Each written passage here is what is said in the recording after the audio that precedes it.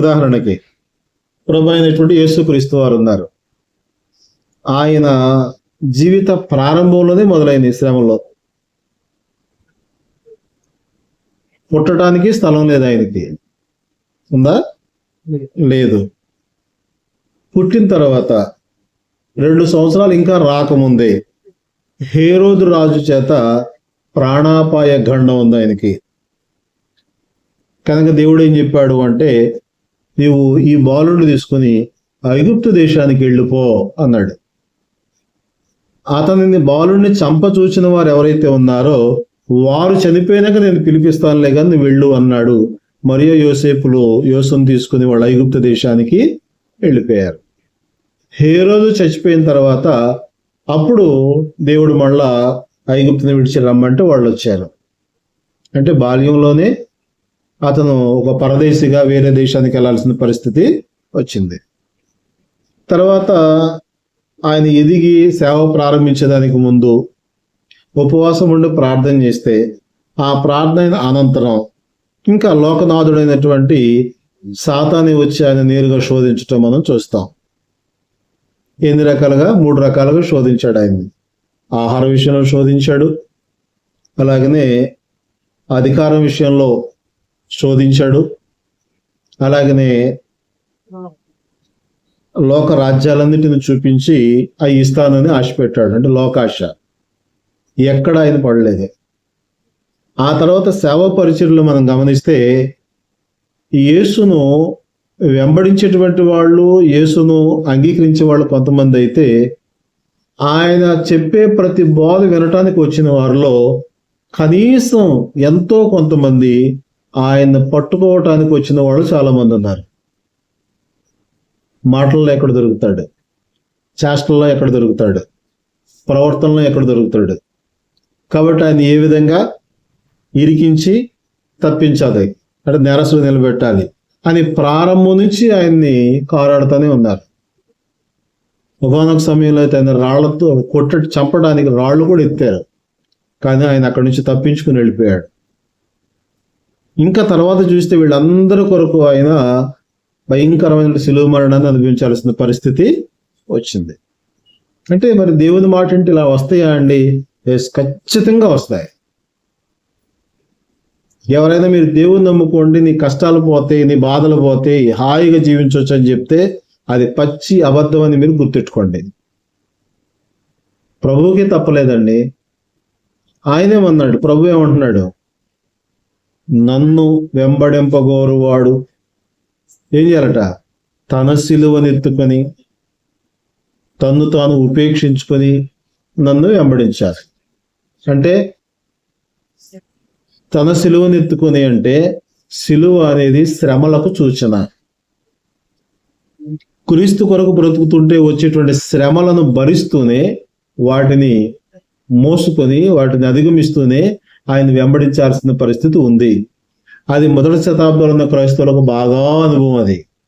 అందుకే వాళ్ళతో ఏమంటున్నాడు అంటే, మీ విశ్వాసమునకు కలుగు పరీక్ష ఓర్పును పుట్టించునని ఎరిగి మీరు నానా విధములైన శోధనలలో పడినప్పుడు అది మహానందమని ఎంచుకొనుడి అన్నాడు. మొదట విశ్వాసానికి పరీక్ష కలుగుతుందట.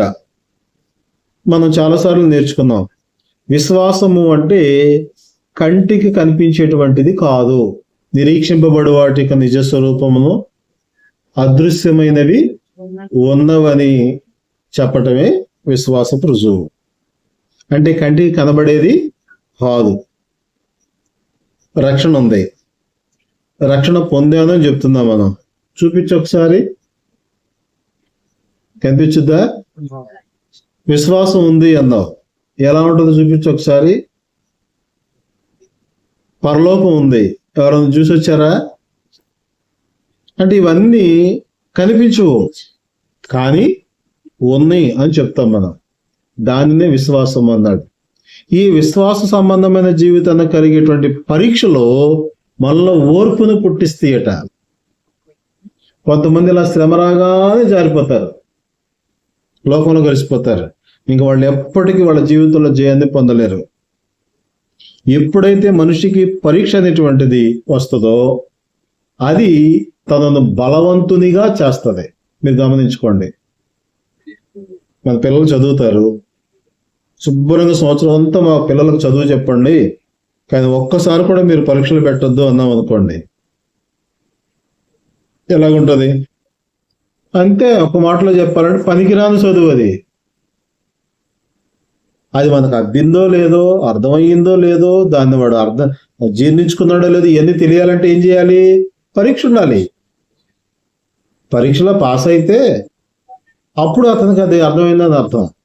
మరి పరీక్ష లేకుండా చదివించండి అన్నదంటే పట్టుత్వం లేనటువంటి చదువు అది, ప్రయోజనం లేనటువంటి చదువు అవుద్ది. కాబట్టి ఆ చదువులను ఉపయోగం. అలాగనే విశ్వాస జీవితంలో కూడా శ్రమ అనేటువంటిది లేకుండా, లేక పరీక్ష అనేటువంటిది లేకుండా విశ్వాస జీవితంలో మనం జయం పొందడం సాధ్యం కాదు. యాకోబు ముందు అది నేర్పించాలనుకున్నాడు వీళ్ళకి. మీ విశ్వాసమునకు కలుగు పరీక్ష ఓర్పుని పుట్టించునని ఎరిగి అంటాడు. ఓకే, మీరు నానా విధమైన శోధనలో పడినప్పుడు అది మహానందమని ఎంచుకోండి. శోధనలు వస్తాయి, శోధనలు రావని దేవుడు ఎక్కడ చెప్పలేదు. ఇంకా చెప్పాలంటే యాకోబు కిందకు వచ్చినాక ఏమంటాడు? 12వ వచనంలో శోధన సహించువాడు ధన్యుడు అంటాడు. మీరు గమనిస్తే రెండు పదాలకు అసలు పొంతం లేదు. శోధన అంటే శ్రమతో, బాధతో, నొప్పితో కూడినటువంటి పరిస్థితి. ధన్యుడు అనంటే ఆనందభరితుడు. నొప్పిలో ఆనందం ఏంటి? ఎక్కడి నుంచి వస్తుంది? శ్రమ అంటే బాధ, బాధలో ఆనందం ఏంటి? ఎక్కడి నుంచి వస్తుంది? కాబట్టి ఈ విశ్వాస సంబంధమైన జీవితంలో మనము ఒక బలమైన శక్తిగా, బలమైన వ్యక్తిగా నిలబడాలి అంటే పరీక్షలు, శోధనలు అవసరం. అర్థమవుతుందా? కాబట్టి దేవుడు మన జీవితంలో ఎన్ని పరీక్షలు అనుమతిస్తే దాని అర్థం ఏంటి చెప్పనా? దేవుడు మనలను అంత బలవంతులుగా తయారు అనుకుంటున్నాడు ఆయన. అది అర్థం. ఓకే, దీని గురించి ఇంకో మాట కూడా గుర్తు చేస్తా. కొరింథీ మొదటి పత్రిక 10వ అధ్యాయము 13వ వచనం. శోధన తప్ప ఏది మీకు సంభవింపలేదా? ఒక్క మాట మీరు జాగ్రత్తగా అర్థం చేసుకోండి. మొదటి మాట సాధారణముగా అన్నాడు. అంటే సాధారణం అంటే అర్థం ఏంటంటే అందరికీ వర్తించేది అని అర్థం. ఒక ప్రత్యేకత అంటూ దానిలో ఏమీ లేదు అని అర్థం. ఇప్పుడు సాధారణముగా మనుషులకు కలుగు శోధన తప్ప అంటే అర్థం ఏంటి?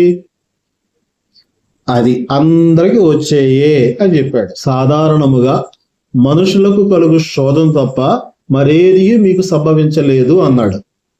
అటువంటి మనుషులకు వచ్చే శోధనలన్నీ జనరల్ గా అందరికి వచ్చేయనా, స్పెషల్ గా ఏమన్నా వచ్చినాయా?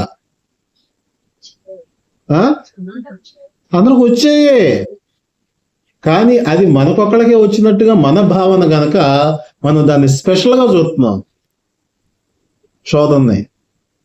కానీ దేవుని వాక్యం చెప్తుంది అది అందరికీ సాధారణంగా వచ్చేదే, దానిలో ప్రత్యేకత ఏమీ లేదు. కాబట్టి మనకు వచ్చే శోధనలన్నీ కూడా అవి స్పెషల్ ఏమీ కావు. కొంతమంది వాటిని అధిగమిస్తారు, కొంతమంది వాటితో నశించిపోతారు, కొంతమంది పోరాడుతూ ఉంటారు. రకరకాలైనటువంటి స్థితి మనుషులను బట్టి ఉంటుంది. కానీ దేవుడైతే అందరికి సాధారణంగానే ఇస్తున్నాడు. ఇంకొక మాట కూడా అన్నాడు ఇక్కడ, దీని కింద కంటిన్యూషన్లో ఏమన్నాడు? ఏది మీకు సంభవింపలేదు, దేవుడు నమ్మదగిన వాడు, మీరు సహింపగలిగినంత కంటే ఎక్కువగా ఆయన మిమ్మల్ని శోధింపబడనీయడు. అంటే ఎంతైతే ఓర్చుకోగలవో అంతే శ్రమ పెడతాడు తప్ప నువ్వు ఓర్చుకోలేనంత కష్టాన్ని నీకు ఇవ్వడు అని అర్థం.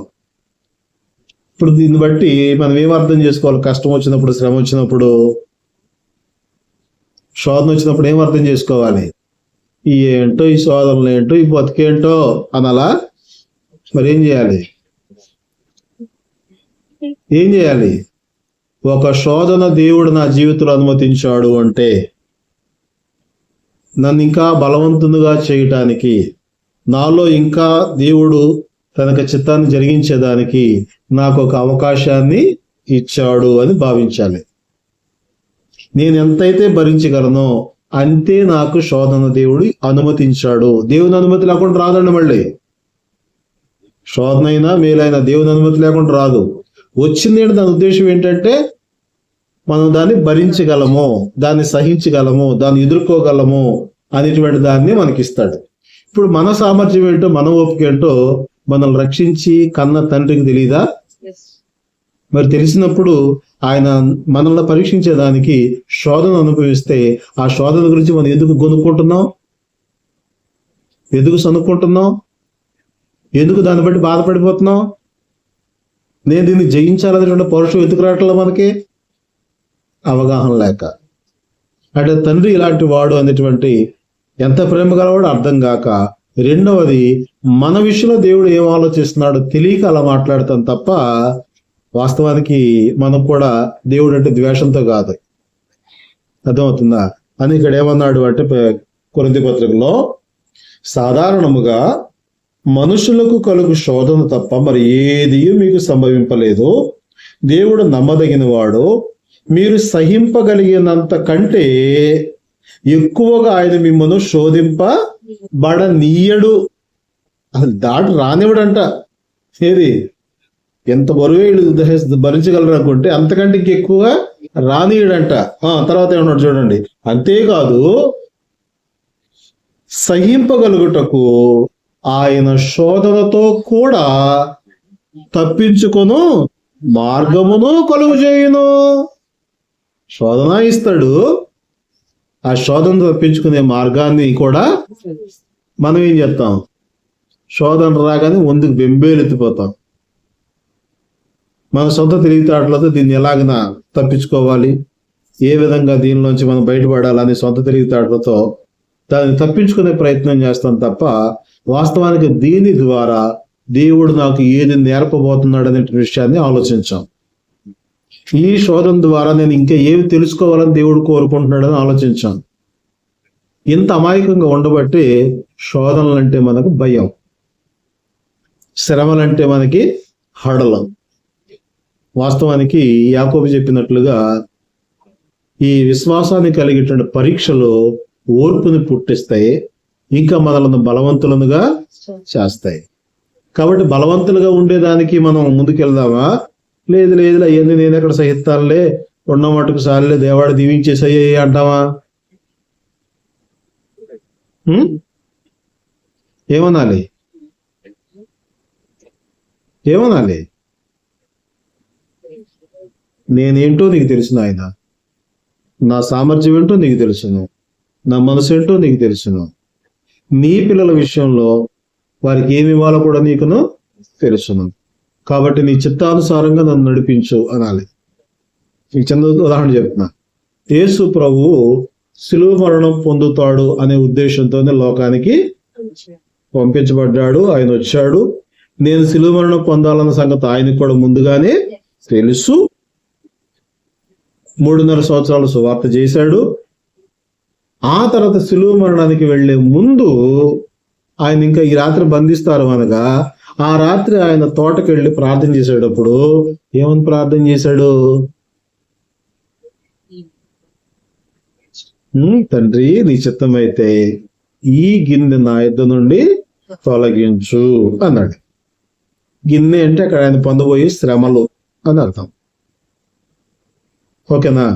అంటే ఇప్పుడు ఏ శ్రమలో అనేటువంటి ఒక పాత్రలోనికి వెళ్ళబోతున్నాడో వాటిని గురించి మాట్లాడాడు. ఆయన వెంటనే అన్నాడు, అయినను నా ఇష్ట ప్రకారము కాదు, నీ చిత్త ప్రకారమే జరగనివ్వు అన్నాడు. అంటే శరీర సంబంధంగా ఆయనకు కూడా ఒక మనుషుల్లాగా అమ్మో అనిపించింది. కానీ అసలు ఏ ఉద్దేశంతో వచ్చాడు ఇక్కడికి? దానికోసమే కదా. ఆ శిలువ మరణం నెరవేరితేనే కదా లోకానికి రక్షణ. కనుక దానిని తప్పించుకుంటట్లా మళ్ళీ. అలాగే ఒక శోధన వచ్చినప్పుడు అయ్యో బాబు అని అనిపిస్తుంది మనకి. కానీ శోధన వచ్చింది అని అంటే దీన్ని పంపించింది ఎవరు? దేవుడు. కాబట్టి దీని ద్వారా నాకేదో నేర్పించాలనుకుంటున్నాడు. రెండవది, నన్ను బలవంతురాలుగా చేయాలని అనుకుంటున్నాడు. కాబట్టి దీని ద్వారా నేను ఏమి నేర్చుకోవాలో నాకు తెలియచేయను ఆయన అని దాన్ని ఎదుర్కోవడానికి మనం సంసిద్ధంగా ఉండాలి తప్ప ఇది ఎందుకు వచ్చిందో అని దిగులుతో దేవుడి నుంచి దూరం అయ్యే ప్రయత్నం చేయటం విశ్వాసు యొక్క జీవిత లక్షణం కాదు. విశ్వాస అనేటువంటి వాళ్ళు దేవుడు ఏ స్థితికి నడిపిస్తే ఆ స్థితిలోకి వెళ్ళాల్సిందే. అర్థమవుతుందా? కాబట్టి విశ్వాసానికి పరీక్షలు కలగటం మంచిదా కాదా? ఎంత మంచిది. ఉన్న స్థితి కంటే ఇంకా బలవంతమైనటువంటి శక్తివంతమైన స్థితి సాధించేదానికి అది ఉపయోగపడుతుంది. రెండవది, దేవుని ఎదుట గెలిచిన వ్యక్తిగా నిలబెట్టేదానికి అది ఉపయోగపడుతుంది. శోధన వచ్చిందని మనం తప్పించుకుందాం అనుకో, ఆపద ఏదైనా మనం నువ్వు కురింగిన ఎడల చేతగాని వాడు అవుతావు. రైట్. కష్టం వచ్చిందని కుంగిపోతే అంటే ఎవడంటే కుంగిపోయే వ్యక్తులు ఎవరంట? శాతగానోడు. శాతగానోడు ఎవరికి కావాలి? సమర్థత కావాలి. ఏ పనిలోనైనా ఏ స్థితిలో ఎదుర్కొనే సామర్థ్యం, సమర్థత కావాలి. దేవుడు ఉన్నాడు, వెనకాల ఉన్నాడు కదా, ప్రభు మన వెనకాల ఉన్నాడు కదా. మరి వాళ్ళు ఉండగా కూడా ఎందుకు మనకు అధైర్యం, పెరిగితనం ఎందుకు? కాబట్టి యాకోబు ఈ విషయాన్ని మొట్టమొదటి మాట ఇది చెప్తున్నాడు. తను జస్ట్ 1వ వచనం పరిచయం చేసుకున్నాడు. 2వ వచనంలో వెంటనే పలికిన మాట ఏంటంటే, మీ విశ్వాసమునకు కలుగు పరీక్ష ఓర్పును పుట్టించునని ఎరిగి మీరు నానా విధమైన శోధనలలో పడినప్పుడు అది మహానందం అని ఎంచుకోండి. నిజంగా మన మనసు కలిగే సంతోషం అక్కడే ఉంటుందండి. మీ ఎదుటిన్న నేను కూడా శరీర సంబంధంగా ఎన్నో ఇబ్బందులు మీకులాగానే నాకులాగానే మీకులాగానే వస్తూ ఉంటాయి. అవి కాకుండా సేవా సంబంధమైన జీవితంలో కూడా మనం తట్టుకోలేము అనేటువంటి పరిస్థితుల్లో ఇబ్బందికరమైనటువంటి శోధనలు వచ్చిన కాలాలు కూడా ఉన్నాయి. కానీ నేనైతే ఇలాగ ఆలోచిస్తా, ఏంటంటే దేవుడు తను ఇంకా బలవంతుడిగా చేయబోతున్నాడు, ఇంకా మరికొంత జ్ఞానం నాకు ఇవ్వబోతున్నాడు. ఈ పరిస్థితులను బట్టి మరికొందరి మీద ఆయన మనల్ని గెలవటానికి అవకాశం ఇస్తున్నాడు అని ఆలోచన మనం ఎరిగి దానిలో నిలబడగలిగితే ఇందాక వాక్యం చదివినట్టుగా తప్పించుకునే మార్గమును కూడా కలుగజేస్తాడు. కనుక మనము యాకోబు చెప్పినట్లుగా శ్రమ ఏదైనా కానివ్వండి, శోధన ఏదైనా కానివ్వండి, ఎలాంటి శోధన అయినా సరే దేవుడు తప్పించగలడా లేదా? దేవుడు ఇదైతే చేయలేడని చెప్పడానికి ఏదన్నా ఉందా? ఇదైతే దేవుని వల్ల కాదంటే ఏదన్నా ఉందా? మరి అలాంటప్పుడు అది ఎందుకు భయం? ఎందుకు? మనకి మనల్ని ప్రేమించి మన కోసం తన కుమారుడు యేసుక్రీస్తు యొక్క రక్తాన్ని చిందించి ఆ రక్తంతో మనల్ని కొని పరిశుద్ధపరిచి తన పిల్లలుగా చేసుకున్నటువంటి దేవుడు కేవలం చిన్న చిన్న శోధనలు దాంట్లో ఇడిచిపెట్టేస్తాడా? వాటిలో వదిలేసేసి వెళ్ళిపోతాడు ఆయన? చూడండి, మరణానికి పాత్రమైనటువంటి యొక్క ఆత్మనే రక్షించిన వాడు. అలాంటి వాడు ఈ శోధనల నుంచి మనల్ని తప్పించకుండా నశింప చేస్తాడు అనుకోవటం అజ్ఞానం. అంటే కొన్ని అయితే చాలా తీవ్రంగా ఉంటాయి, ఇబ్బందికరంగా ఉంటాయి, తట్టుకోలేము అన్నట్టుగా ఉంటాయి. కానీ దేవునికి ఉద్దేశాన్ని ఎరిగి మనం నిలబడితే అవన్నీ జయించటం మనకి సాధ్యమే. ఎందుకు అంటే వాటన్నిటినీ మన ప్రభువు, మన విశ్వాసానికి కర్త అంటే మన సేనాధిపతి యేసుక్రీస్తు జయించి ఉన్నాడు. ఆయన లోకాన్ని జయించాడు, మనము జయించగలం. ఆయన పాపాన్ని జయించాడు. నాలో పాపం ఉందని మీలో ఎవడైనా స్థాపించగలడా అని అడిగాడు. అది ప్రాక్టీస్ చేస్తే మన జీవితంలో కూడా సాధ్యమే. నాలో పాపం ఉందని మీరు ఎవరైనా చూపించగలరా అని చచ్చిపోయే ముందు మనం అడిగినా అప్పుడు చెప్తారు, ఇప్పుడే చెప్పలేము దాన్ని. అలాగే ఆయన అపవాదిని జయించాడు, లోకాన్ని జయించాడు. మరి ఆయనను వెంబడించే మనం కూడా అవన్నీ జయించాలనే కదా మనకి అవకాశం ఇచ్చేది. దానికి శక్తి కావాలి అంటే శోధనలు అవసరం. అది కూడా మీరు గమనించుకోండి. విశ్వాస ప్రారంభ జీవితంలో ఉన్న వాడికి కొద్ది శ్రమలే వస్తాయండి. విశ్వాస జీవితంలో కొంచెం బలంగా నిలకడగా ఉంటూ ఉన్నవాడికి కొంచెం పెద్ద శ్రమలు వస్తాయండి. అలాగని నువ్వు ఎంత వయసులో పెరుగుతూ ఉన్నావు ఆత్మీయంగా, అంతకంతకు బలవంతమైన పెద్ద పెద్ద శ్రమలు వస్తాయండి. అన్నిటిని ఎదుర్కోవడమే, నిలబడటమే, ఎక్కడ తగ్గే పరిస్థితి రానివ్వకూడదు.